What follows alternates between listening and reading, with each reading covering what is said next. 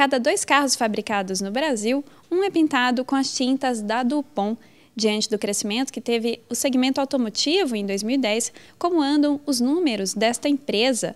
Sobre isso, nós conversamos com Antônio Carlos de Oliveira, presidente do segmento de tintas automotivas da Dupont na América Latina. Como foi o desempenho do segmento de tintas automotivas da Dupont em 2010?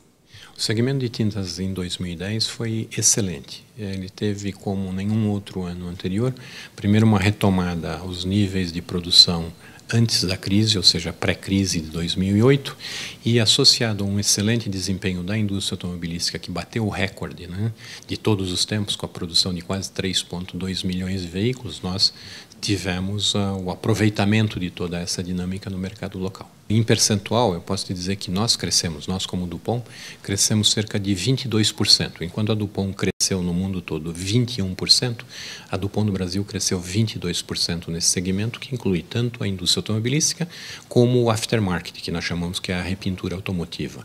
Nos beneficiamos também das tintas de alto desempenho para autopartes, para para-choques, partes plásticas, e isso, de certa forma, ajudou o desempenho da Dupont do Brasil. E quais são as perspectivas para este ano e para os próximos?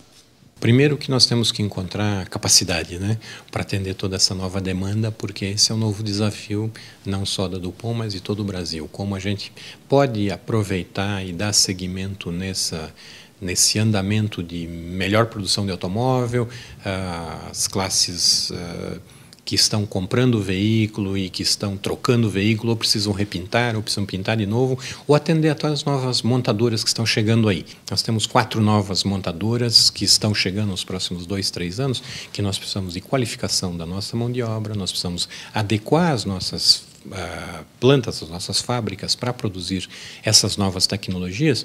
Então, para nós é um momento único em toda a história que nós temos aqui no Brasil. O Brasil vive nesse momento e nós estimamos os próximos 5, 6 anos como de crescimento bastante vigoroso e sustentável. Então, para nós estamos extremamente otimistas em relação a esse ano de 2011 e até 2016. Tem um crescimento médio esperado nesse ano? Sim, o nosso crescimento médio desse ano vai ficar acima do PIB. Nós achamos que vamos crescer acima do PIB em 50%, 60%. Se nós falarmos que o PIB vai ficar entre 4,5% e 5%, a nossa estimativa de crescimento é entre 7% e 8% sobre um resultado já excelente que foi 2010. E os principais gargalos para a expansão do setor? Quais são? Mão de obra, matéria-prima, o que preocupa este segmento? Nós temos aqui provavelmente um trinômio, né, que é governo com a infraestrutura. Sem dúvida nenhuma, a grande dificuldade nesse momento é a movimentação de carga. Como é que nós movimentamos carga? Do porto para dentro da nossa empresa, com as matérias-primas, da nossa empresa para nossos clientes e também na distribuição ao longo do Brasil. Nós vemos que tem um custo aí enorme, seja porque as estradas não são boas, seja porque os portos já estão saturados, seja pelo custo que isto representa no final do dia para a competitividade no Brasil.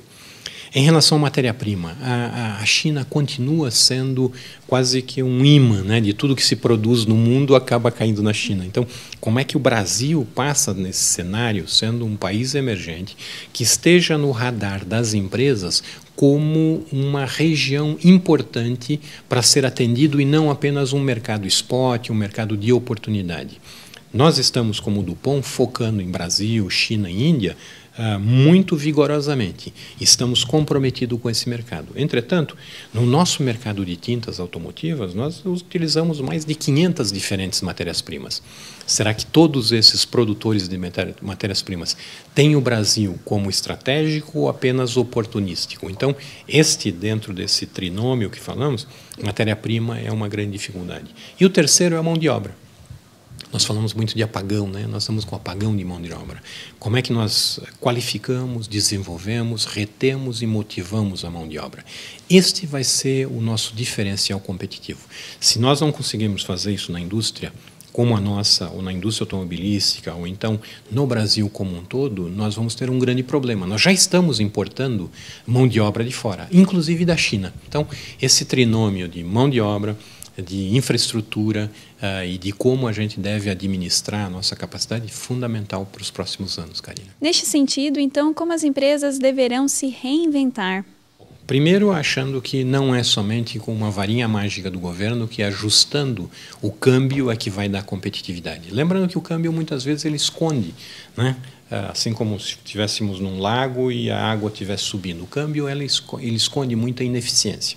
É evidente que o câmbio como ele está é um desafio de competitividade comparativa com China e com outros países da própria América Latina. Então, como é que você se reinventa? Primeiro, usando metodologias de produção que busquem o melhor aproveitamento da matéria-prima, um melhor processo de gestão e uma utilização da capacidade escondida em cada uma das nossas fábricas. Esse é o que temos que reaprender e talvez se reinventar. Como é que nós vamos fazer mais com menos? Nesse momento, utilizações de metodologias de processo de produção e administração vão ser fatores fundamentais para a sobrevivência no Brasil de qualquer empresa que se queira utilizar ou participar desse mercado desses próximos 6 anos. E qual o papel da DuPont nisso? A DuPont, eu mostrei para você, é uma empresa de 210 anos. De alguma forma, ela sempre se reinventa nas crises. Durante a crise de 2008, 2009, a DuPont lançou quase 1.200 produtos novos. O que nós fazemos com essa inovação que está no nosso DNA? Como é que nós participamos do sucesso de nossos clientes? Quando nós estamos fazendo tinta, nós não estamos vendendo um litro de tinta para a nossa empresa ou para a nossa montadora. Nós estamos lá ajudando a tirar carros pintados, ok, pronto para satisfazer o consumidor final. E isto está dentro do compromisso da DuPont. Segundo, eticamente, como é que nós fazemos isso? Respeitando a legislação vigente, respeitando o meio ambiente de maneira sustentável. A DuPont tem esse compromisso como um dos 4 valores fundamentais. E terceiro, a tecnologia adquirida e somada ao longo desses 200 anos, como é que nós ajudamos o nosso cliente final, não como um fornecedor de matéria-prima, mas sim como um consultor em soluções, no nosso caso, de pintura. Então, qual o papel também do governo nisso em relação a impostos, infraestrutura? Impostos é sempre um desafio, né? Eu acho que ninguém aqui pode dizer que os impostos no Brasil sejam poucos. Até existe em São Paulo o famoso impostômetro aí que demonstra quanto nós pagamos para o governo em relação a todos os impostos. Há uma sobrecarga tributária enorme, mas nesse momento, se o governo utilizar de maneira eficaz esta arrecadação para se reprogramar, porque sabemos que o orçamento do governo é feito na sua base de arrecadação, que nesse momento nós podemos dizer que está correta, né, a forma de arrecadar, há um momento em que o Brasil vai ter que chegar à conclusão, através do governo, de que para ser competitivo ele não pode exportar impostos e também não pode onerar demasiadamente a classe média, sob pena de que esse ganho dos últimos 5, 8 anos que tenha feito essa mobilidade comece a ser um fator restritivo. Então, o papel do governo é se reinventar também. Como é que ele é mais produtivo? Aquilo que nós falamos para a indústria privada vale absolutamente para o governo. Acreditamos que um governo que tenha um papel de gestão como o que está nesse momento possa significar, de fato, um salto. Até agora nós vivemos surfando na onda das oportunidades que o mundo nos ofereceu. Está na hora de a gente colocar o nosso cérebro, o conhecimento e toda essa infraestrutura que está no governo, não estamos falando que esteja fora, apenas que dê reconhecimento e que ponha para frente essa inteligência, né, que vai dar suporte a esse Brasil do ano 2020. Além de investimentos em infraestrutura. Absolutamente, e começar por isso, né? Então, essa é fundamental. Sem infraestrutura, sem dúvida nenhuma, não teremos Copa do Mundo, ou teremos, né? De certa forma, como já estamos vendo os aeroportos, né? Quem viajou nos últimos tempos, ou a trabalho, ou a lazer, sabe do desconforto que submetemos ao ser humano, que é algo impensável. Num país dessas dimensões e com o seu papel, né? Junto à economia global, que você tenha que ficar esperando em filas para fazer simplesmente do check-in para passar para dentro da área de embarque.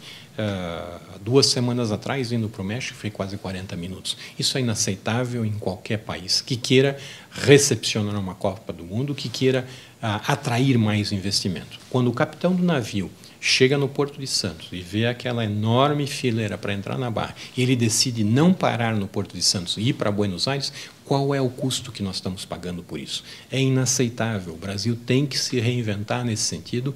E não faltam tecnologias, não faltam conhecimento, é vontade política e equalização. Daí a razão de ter uma presidenta que tenha, né, na sua essência, esse aspecto de gestão e o conhecimento suficiente para administrar a máquina pública como tem que ser administrado. Essa é a nossa percepção. Ok, muito obrigada pela entrevista.